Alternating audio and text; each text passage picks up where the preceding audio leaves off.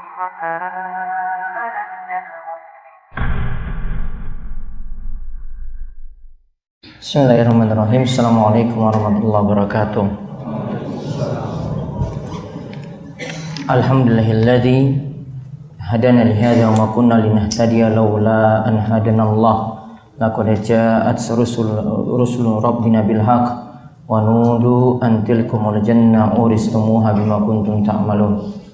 Wa asyhadu an la ilaha illallah wahdahu la syarikalah wa asyhadu anna Muhammadan abduhu wa rasuluh. Allahumma shalli ala nabiyyina Muhammad wa ala alihi wa man tabi'ahum bi ihsan ila yaumiddin. Allahumma inna nas'aluka ilman nafi'a wa rizqan thayyiba wa amalan mutaqabbala. Baik, ikhwani fid din wa akhwati fillah, Bapak Ibu para jamaah sekalian yang mudah-mudahan senantiasa dirahmati dan diberkahi oleh Allah Subhanahu wa taala. Kita bersyukur pada Allah, kesempatan malam hari ini kita akan kembali melanjutkan bahasan kita dari pembahasan yang pertama, kitab Riyadhus Shalihin, Kitabul Azkar karya Imam Yahya bin Syaraf An-Nawawi, dari kumpulan hadis yang beliau kumpulkan dalam kitab Riyadhus Shalihin. Kita akan kaji khusus tentang masalah zikir. Kesempatan kali ini kita akan lihat hadis ke-1430. Judulnya doa mohon ridha Allah ketika sujud. Itu ada double tulisan. Kita akan lihat di sini salah satu bacaan ketika sujud. Setelah sebelumnya kita bahas doa yang mudah terkabul juga adalah doa ketika sujud. Ada dua hadis yang kemarin kita bahas sebelumnya. Lalu satu hadis terakhir yang kita bahas tentang salah satu bacaan juga ketika sujud. Allahumma gfirli dzambi kullahu dikkahu wa jillahu wa awwalahu wa akhirahu wa alaniyatahu wa sirrahu. Itu salah satu bacaan ketika sujud, dan di dalamnya berisi permohonan ampun pada Allah Subhanahu wa taala, permohonan ampunan kepada Allah Subhanahu wa taala. Kali ini kita lihat hadis Aisyah radhiyallahu anha. Kita lihat salah satu bacaan ketika sujud dengan mohon ridha pada Allah. Monggo dibaca. Doa mohon ridha Allah ketika sujud. Hadis 1430. Wa an Aisyah radhiyallahu anha qalat iftaqadtu an-nabiyya sallallahu alaihi wasallam dzata lailatin fatahassatu fa idza huwa raki'un aw sajidun yaqul subhanaka wa bihamdika la ilaha illa anta. Wa fi riwayatin fawaqa'at yadi ala batni qadamayhi wa huwa fil masjidi wa huma mansubatani wa huwa yaqul Allahumma inni a'udzu biridhaka min sakhatik wa bi mu'afatik min uqubatik wa a'udzu bika minka la uhsi thana'an 'alaika anta kama athnaita 'ala nafsik. Rawahu Muslim. Dari Aisyah radhiyallahu anha, dia berkata, aku kehilangan Nabi sallallahu alaihi wasallam pada suatu malam. Maka aku mencarinya. Aku meraba-raba, ternyata beliau sedang rukuk atau sujud. Beliau mengucapkan subhanaka wa bihamdika la ilaha illa anta. Maha suci engkau dan memujimu, tidak ada sesembahan yang berhak disembah selain engkau. Di dalam riwayat lain disebutkan, maka tanganku Aisyah mengenai telapak kakinya saat beliau sedang sujud dengan posisi telapak kaki tertancap. Beliau sambil mengucapkan Allahumma inni a'udzu biridhaka min sakhatika wa bi mu'afatika min uqubatika wa a'udzu bika minka la uhsi thana'an 'alaika anta kama athnaita 'ala nafsika. Ya Allah, sesungguhnya aku berlindung dengan ridhamu dari murkamu, dengan maafmu dari hukumanmu, dan aku berlindung kepadamu darimu. Aku tidak dapat menghitung sanjungan untukmu sebagaimana engkau menyanjung dirimu sendiri. Hadis riwayat Muslim. Baik, kita lihat di sini salah satu hadis dari Aisyah. Suatu malam Nabi SAW itu sedang melaksanakan sholat malam, dan Aisyah ini biasa dengan Nabi SAW. Ketika itu Aisyah meraba-raba, ternyata Rasulullah SAW itu tidak berada di tempat. Maka dia raba-raba, ternyata dapati Rasulullah SAW itu sedang ruku atau sedang sujud. Lihat, coba bayangkan, itu posisi tidur tadi, Aisyah tidur. Dia raba-raba, kemudian dapati Rasulullah SAW itu sedang ruku atau sujud. Coba bayangkan, padahal kalau Rasulullah SAW mau mengambil tempat, itu bisa cari tempat yang lebih luas jauh daripada Aisyah, biar nggak ketahuan di situ. Berarti di sini menunjukkan rumah atau tempat sholat Rasulullah SAW itu sempit, dan itulah sejatinya keadaan rumah Rasulullah SAW. Karena kalau luas, dia bisa cari tempat yang jauh begitu dari posisi Aisyah tadi, biar juga nggak ganggu Aisyah. Dalam riwayat lain disebutkan Rasulullah SAW pernah melaksanakan sholat malam juga, saat turun ingin sujud, kan kaki Aisyah itu selonjor, artinya dipanjangkan kaki Aisyah, kemudian karena sujud nanti menghalangi Rasulullah SAW itu sujud, Rasulullah SAW menyentuh kaki Aisyah, kemudian angkat kaki Aisyah tadi, menandakan bahwasanya juga ketika itu tempat Rasulullah SAW, tempat tinggal beliau itu sempit. Berarti rumah Rasulullah SAW itu sederhana, biasa-biasa saja.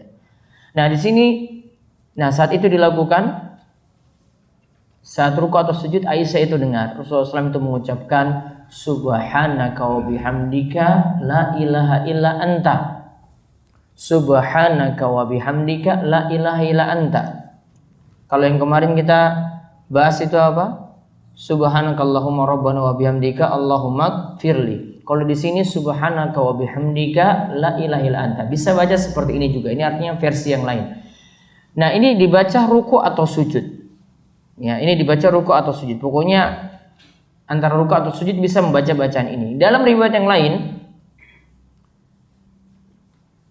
Aisyah itu mengatakan bahwa tangannya itu mengenai telapak kaki Nabi Shallallahu Alaihi Wasallam. Jadi Nabi SAW ketika itu sholat, Aisyah raba-raba itu kemudian mengenai telapak kaki Nabi SAW. Dan saat itu Nabi SAW sedang sujud, kakinya nancap ketika sujud, artinya disentuh kaki Nabi SAW ini ke lantai. Ya, disentuh kaki Nabi SAW itu ke lantai. Lalu beliau mengucapkan ketika sujud tadi, kalau di sini tegas sujud, Nabi SAW mengucapkan Allahumma inni a'udzu biridhaka min sakhatik wa bi mu'afatika min 'uqubatik wa a'udzu bika minka la uhsi sana'an 'alaik anta kama asnaita 'ala nafsik. Artinya, ya Allah, sungguhnya aku berlindung dengan ridhamu dari murkamu, dengan maafmu dari hukumanmu, dan aku berlindung kepadamu darimu. Aku tidak dapat menghitung sanjungan untukmu sebagaimana engkau menyanjung dirimu sendiri. Nah, kita lihat di sini, ini bacaan ketika sujud yang diajarkan oleh Nabi Shallallahu Alaihi Wasallam. Tadi dibuktikan langsung oleh Aisyah yang memperhatikan Nabi SAW itu sedang melaksanakan sholat malam. Kita baca penjelasannya. Penjelasan pertama, bolehnya melakukan sholat malam tanpa membangunkan anggota keluarga karena ada uzur ataupun tidak ada uzur. Namun yang lebih baik adalah membangunkan keluarga untuk diajak sholat malam. Nah, di sini jadi dalil boleh tanpa membangunkan keluarga. Istri tidak dibangunkan untuk sholat malam, suami sholat sendiri, atau istri bangun sendiri tanpa membangunkan suami. Terserah ketika itu ada uzur atau tidak. Mungkin dia lihat suami ini lihat istrinya capek, dia tinggalkan, sudahlah saya nggak usah bangunkan istri capek. Semalam dia itu begadang, semalam suntuk cuma gara-gara anak saja yang butuh menyusui misalnya, atau dia ingin tidurkan anaknya sampai bangun tengah malam, sampai tidur itu tengah malam. Jadi tidak membangunkan karena ada uzur atau tidak ada uzur. Namun di sini kata Syekh Salim bin Aid Al-Hilali, beliau itu katakan lebih bagusnya keluarga itu dibangunkan, artinya istri dibangunkan dan atau istri membangunkan suaminya. Dan ada hadis yang menyebutkan suami dan istri yang sholat malam itu berbarengan, artinya ketika suami itu bangun dia membangunkan istrinya, atau ketika istri itu bangun dia membangunkan suaminya, itu disebut sebagai orang yang berzikir kepada Allah atau perempuan yang berzikir kepada Allah. Dua-duanya disebut dengan orang yang berzikir kepada Allah. Kemudian yang kedua. Yang kedua, ini jadi dalil oleh sebagian ulama bahwa menyentuh lawan jenis tidaklah membatalkan wudu. Kalaulah wudu itu batal karena bersentuhan dengan lawan jenis, maka tentu salat Nabi SAW batal ketika disentuh oleh Aisyah. Baik. Tadi Aisyah nyentuh-nyentuh. Padahal itu ketika sholat. Kita lihat di sini disebutkan salah satu pendapat dari pendapat para ulama yang ada. Ada persisnya pendapat dalam masalah ini ketika para ulama itu membahas apakah menyentuh lawan jenis itu membatalkan wudu ataukah tidak. Nah, di sini jadi dalil sebagian pendapat yang menyatakan bahwasanya menyentuh wanita itu atau menyentuh lawan jenis itu tidak membatalkan wudu. Alasannya apa? Tadi Nabi SAW ketika sholat tetap sholatnya lanjut. Andai wudu itu batal karena menyentuh lawan jenis, tentu Nabi SAW sudah batal sholatnya. Aisyah tadi nyentuh kakinya, telapak kaki Nabi SAW. Atau Nabi SAW tadi ketika ruku atau sujud disentuh oleh Aisyah, diraba-raba oleh Aisyah. Menunjukkan bahwasanya hal ini tidak jadi pembatal. Kalau itu jadi pembatal wudu, berarti sholatnya harusnya diulangi. Ya, namun tetap Nabi SAW melanjutkan sholat ketika itu. Ya, jadi ini jadi dalil menyentuh lawan jenis tidaklah membatalkan wudu. Ada 3 pendapat dalam masalah ini. Ada ulama yang mengatakan menyentuh lawan jenis itu secara mutlak wudunya itu batal. Dalilnya, aw lamastumun nisa di dalam surat Al-Maidah ayat 6, atau menyentuh perempuan.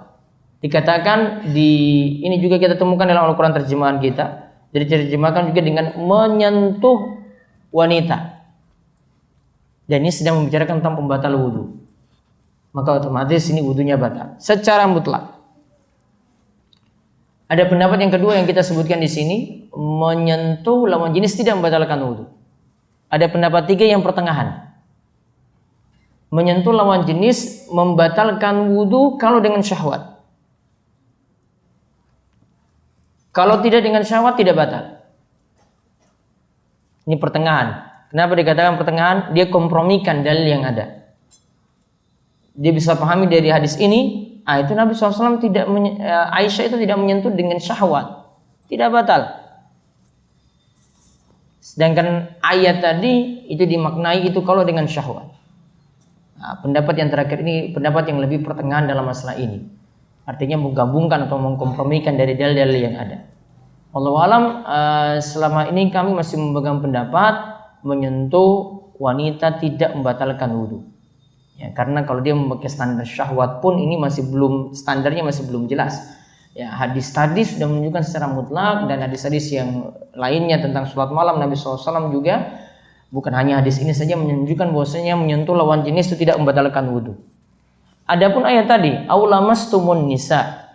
Lamastum di sini pendapat yang paling tepat mengartikan lamastum itu dengan artian berhubungan intim. Ya, ini baru dikatakan sebagai pembatal. Namun kalau menyentuh biasa, maka kita kompromikan dengan dalil yang lainnya, tidak membatalkan wudu. Wallahu a'lam. Terus yang ketiga. Yang ketiga, cara sujud adalah dengan menancapkan telapak kaki serta sempurna dalam ketundukan dan kecintaan. Nah, cara sujud itu ada 2 hal di sini ditekankan oleh Syekh Salim. Beliau katakan kakinya itu nancap. Artinya di sini ujung. Kalau dalam mazhab Syafi'i ketika menerangkan tentang 7 anggota tubuh yang ditempel ketika kita itu sujud, ya, yaitu dahi dan hidung 1, kemudian telapak tangan itu 2 dan 3, kemudian lutut 4 dan 5, kemudian ujung kaki itu 6 dan 7. Nah, ujung kaki yang dimaksudkan adalah ujung kaki yang bagian dalam sini. Jadi dia bukan nyentuh dengan bagian luar gini, namun bagian dalam dia tekuk. Enggak mesti ditekuk semua, cukup saja ada bagian dalam nyentuh ke tanah, itu sudah dikatakan saat sholat itu sudah sujud yang memenuhi 7 anggota tadi yang menempel ketika sujud. Ya, tidak mesti semua jari, tidak semua jari itu ditekuk, enggak, itu berat sekali. Ya, cukup sebagian saja. Sebagian saya sudah menyentuh dan yang dimaksudkan itu telapak kaki, ya, ujung bagian dalamnya. Itu yang nyentuh, ada yang nyentuh saja, itu sudah dikatakan sah ketika seorang itu melaksanakan sujud. Dan tadi sebutkan 7, ada situ jidatnya atau dahinya dan hidung, ini 1. Maka hidung juga harus kena ketika seorang itu sujud. Walaupun ada pembicaraan tentang hal ini, apakah ini jadi syarat ataukah tidak ketika kita itu sujud. Ya, sebagian pendapat itu mengatakan tidak mesti hidung itu nempel. Namun hadis sudah menunjukkan demikian. Paling bagus kalau kita memahami hadis itu secara tekstual. Jadi kalau hadis katakan jidat dan hidung, maka jidat dan hidung tadi nantinya nempel ketika kita itu sujud. Kemudian yang keempat. Yang keempat, tidak ada tempat kembali kecuali kepada Allah. Orang yang merugi adalah yang terhalang dari kembali kepadanya. Yang dimaksudkan dengan kembali sini adalah taubat. Yaitu tidak ada tempat taubat, seorang itu taubat, menyesali kesalahan-kesalahannya, menyesali dosa-dosanya, kecuali kepada Allah. Orang yang tidak bertobat, terhalangi dari tobat tadi, maka dialah yang dikatakan oleh Salim termasuk orang-orang yang merugi. Tadi disebutkan dalam doa tadi, kalau kita lihat kandungannya, situ kita berlindung dari murka Allah, ya, juga kita meminta maafnya Allah agar tidak mendapatkan hukumannya. Menunjukkan bahwasanya kita sangat mohon sekali ampunan dari Allah Subhanahu wa taala. Dan kalau ini kita tidak dapat ampunan dari Allah ketika kita itu bertobat, berarti kita benar-benar merugi saat itu. Terus yang kelima. Yang kelima, disunahkan memuji kepada Allah dengan menyebut nama dan sifatnya. Begitu pula doa dengan menyebut nama-nama Allah yang ada dalam Al-Quran dan As-Sunnah. Nah, ketika kita memuji Allah, menyanjung Allah, kita sebut nama dan sifatnya. Begitu juga ketika kita berdoa, kita tawassul. Kita bertawassul dengan nama dan sifat-sifat Allah Subhanahu wa taala. Ya, kita nyebut di situ dalam doa kita. Ya, dalam doa kita sebut, ya, nama dan sifat Allah. Itu dijadikan tawassul atau perantara kita dalam berdoa. Kita sebut misalnya, ya, dalam doa agar kita terangkat dari kesulitan, yaitu kalimatnya di sini kalimat istighotsah. Ya Hayyu ya Qayyum bi rahmatika astaghits wa aslih li sya'ni kullahu wa la takilni ila nafsi tarfata 'ainin abadan. Lihat di awal itu sudah ada bentuk tawassul. Tawassulnya dengan menyebut nama dan sifat Allah Subhanahu wa taala. Di sini juga di dalam bacaan ini juga Allahumma inni a'udzu biridhaka, ya Allah aku meminta perlindungan biridhaka, dengan ridhamu. Berarti dengan sifat Allah kita sebut. Dengan ridhamu berarti dengan ridha Allah. Kita nyebut ridha Allah di sini. Ini juga namanya tawassul. Dan tawassul kata para ulama dibolehkan untuk 3 bentuk. Tawassul itu dibolehkan untuk 3 bentuk. Yang pertama, tawassul dengan Asmaul Husna dan sifat-sifat Allah. Walillahil asmaul husna fad'uuhu biha. Allah memiliki nama yang sempurna. Fad'uuhu biha. Berdoalah kepada Allah dengan menyebut Asmaul Husna tersebut. Kalau di sini contohkan juga dengan sifat-sifatnya. Berarti bisa dengan nama dan sifatnya. Itu bentuk tawassul yang pertama. Boleh. Yang kedua, dengan menyebut amal soleh. Dengan menyebut amal soleh, menyebut amal soleh yang pernah diperbuat. Kalau disebut amal soleh berarti dia yakin itu ikhlas dan dia yakin itu sesuai dengan tuntunan. Contoh seperti kisah 3 orang yang tertutup dalam gua, masing-masing di antara mereka ketika ingin gua tadi itu terbuka karena tertutup batu yang besar. Maka 3 orang ini dalamnya ini masing-masing menyebutkan amal solehnya. Ada yang punya amal soleh itu berbakti pada orang tuanya, ada yang punya amal soleh itu karena takut pada Allah sehingga dia tidak jadi untuk berzina. Kemudian yang ketiga, ada seorang majikan yang dia ini memiliki anak buah, saat itu dia harus berikan gajinya. Namun karena anak buah ini pergi, ya, dia pegawainya ini pergi, kemudian dia manfaatkan uang tadi, dia putar uang tadi, diinvestasikan, akhirnya punya hasil yang banyak. Kemudian ketika anak buahnya ini kembali minta lagi gajinya yang dulu pernah dia itu bekerja pada majikan ini mengatakan bahwasanya itu hasilnya kamu lihat lembah ternak yang penuh yang ada di lembah ini, ya, lembah ini yang penuh dengan ternak itu milikmu semuanya. Ambil itu semuanya. Karena itu dari hasil gajimu dulu saya itu kembangkan. Maka masing-masing sebutkan amal solehnya tadi, kemudian akhirnya pintu gua itu terbuka. Ini berarti boleh bertawassul dengan amal soleh. Yang ketiga, bertawassul dengan doa orang soleh yang masih hidup. Seperti Nabi SAW, ya, itu pernah para sahabat meminta pada Nabi SAW untuk berdoa pada Allah agar hujan itu turun. Di Jumat yang pertama, para sahabat ini minta pada Rasulullah SAW ketika khutbah Jumat, wahai Rasulullah, mintalah pada Allah, sekarang ternak kami ini mau mati, ternak kami ini akan mati. Mintalah pada Allah supaya diturunkan hujan. Kemudian hujan turun. Namun karena doa ini hujannya turun 1 minggu, gak berhenti-berhenti. Maka sahabat itu datang lagi di Jumat berikutnya minta pada Rasulullah SAW, wahai Rasulullah, sekarang ternak kami mau mati juga. Hujannya berlebihan tadi. Mintalah pada Allah supaya hujan itu dipindahkan ke tempat yang lain. Maka Nabi SAW kemudian berdoa pada Allah supaya hujan tadi dipindahkan. Allahumma hawalaina wala alaina, Allahumma alal akami wa dhirabi wa butunil awdiyati wa manabitis syajari. Ini doa ketika hujan itu ingin dialihkan ke tempat lain, di tempat-tempat yang situ pohon-pohon tumbuh, tanaman-tanaman itu butuh akan hujan, gunung-gunung itu butuh akan hujan. Nah, supaya dialihkan ke situ, tidak di tempat ini. Maka akhirnya hujan itu beralih ke tempat yang lainnya.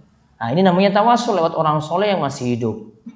Boleh dengan Nabi SAW, dengan catatan Nabi SAW masih hidup. Adapun bertawasul dengan orang soleh yang telah meninggal dunia tidak boleh.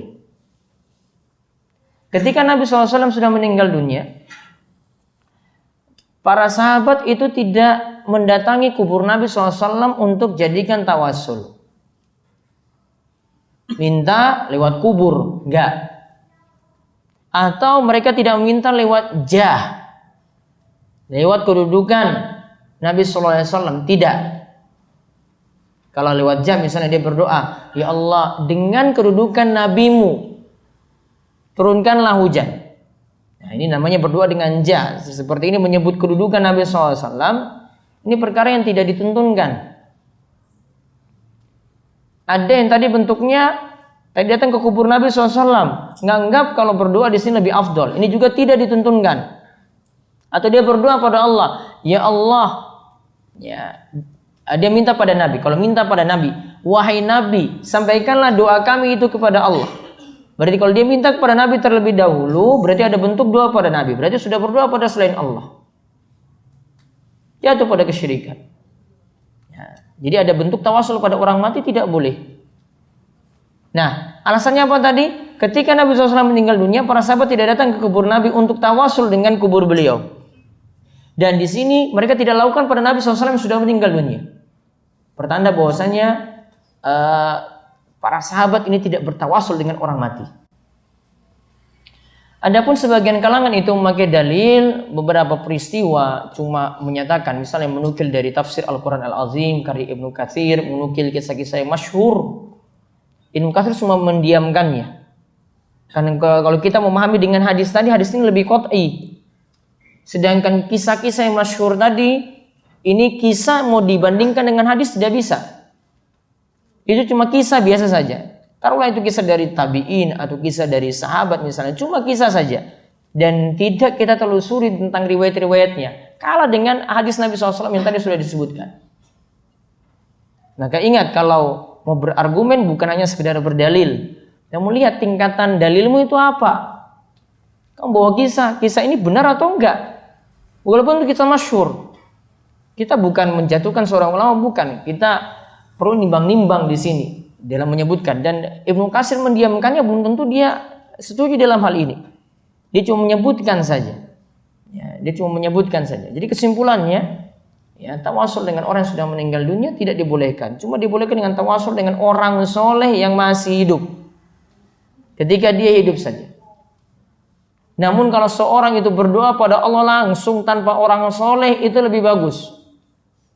Allah perintahkan, ud'uni astajib lakum. Berdoalah kepadaku langsung, kata Allah. Aku akan ijabai doa-doa kalian. Ya. Allah akan ijabai doa-doa kalian yang berdoa pada Allah. Ud'uni, berdoalah kepadaku, berarti langsung berdoa pada Allah.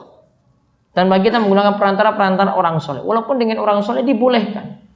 Namun minta langsung pada Allah, harus yakin walaupun kita itu hamba yang lemah, hamba yang punya dosa, hamba yang punya kekurangan, kita berdoa pada Allah Subhanahu wa taala. Itu lebih bagus bagi seorang muslim. Seperti ketika hal ini juga dijelaskan oleh Syekh Muhammad bin Shalih Al-Utsaimin ketika membandingkan bagusnya minta lewat orang soleh ataukah berdoa secara langsung. Beliau katakan berdoa secara langsung. Kemudian yang ke-6. Yang ke-6, beristighfar dari kekurangan dalam melakukan yang wajib, termasuk kewajiban pada Allah dan menyanjungnya. Nah, beristighfar dari kekurangan dalam melakukan yang wajib termasuk kewajiban pada Allah, dan kita terus menyanjung Allah Subhanahu wa taala. Kalau ada kekurangan wajib minta ampun pada Allah. Saya kurangnya di sini, kurangnya di sini. Makanya setiap kali kita itu ibadah, kadang ditutup dengan bacaan istighfar. Contoh ketika kita selesai sholat. Kemarin ketika kita bahas hadis, bagaimanakah kita dianjurkan saat salam, setelah salam itu kita ucapkan istighfar 3 kali.